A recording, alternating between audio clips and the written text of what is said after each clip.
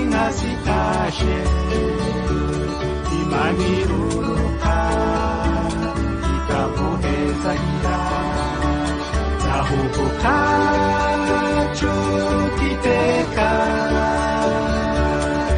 morekira inambara abana bawe abukunda uzogusanura uguteza imbere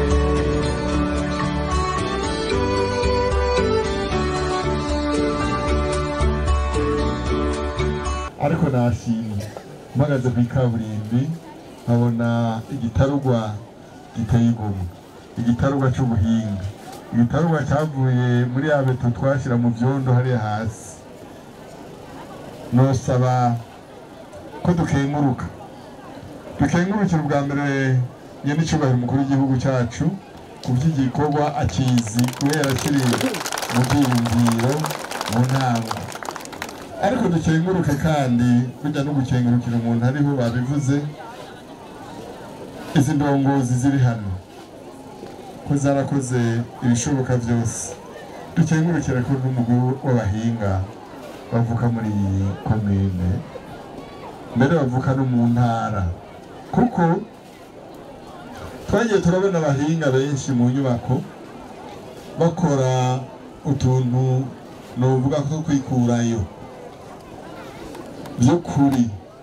Iki gitarugwa ukitegereje urabona yuko abahinga ba engineer bo muri intara bavyiyumviriye ko kandi bakadoma ko uburyo bukaronderwa, ariko bakoze ivyigwa byiteka. Ni henshi bubaka ibiraro mwaha mu gihugu iwacu kandi byubatswe n'abitwa abahinga, mugabo mu minsi mike ukabona biragiye kubera ko batabashyize mu bwenge. Nabo mu ntiza amashi tubakengurukire, kujya mwakengurukira intwararumuri natwe turabakengurukiye kuko mwakoze ibikorwa by'iteka ku ikomine mbere no ku ntara. Rero muri icyo giseke cyane n'icyubahiro harimo n'ijambo riherekeza urumuri rw'amahoro iyi nshuro ya 19 2025. Iryo jambo rero nyene icyubahiro yifuje ko ryoshikirizwa abenegihugu bose, ariko nk'akabirya bigashikirizwa indongozi ku nzego zose z'igihugu cy'u Burundi, duhereye mu ntwaro tukaja mu bisata bya leta, tukaja mbere no mu biginga no mu bikorera utwabo no mu mashirahamwe.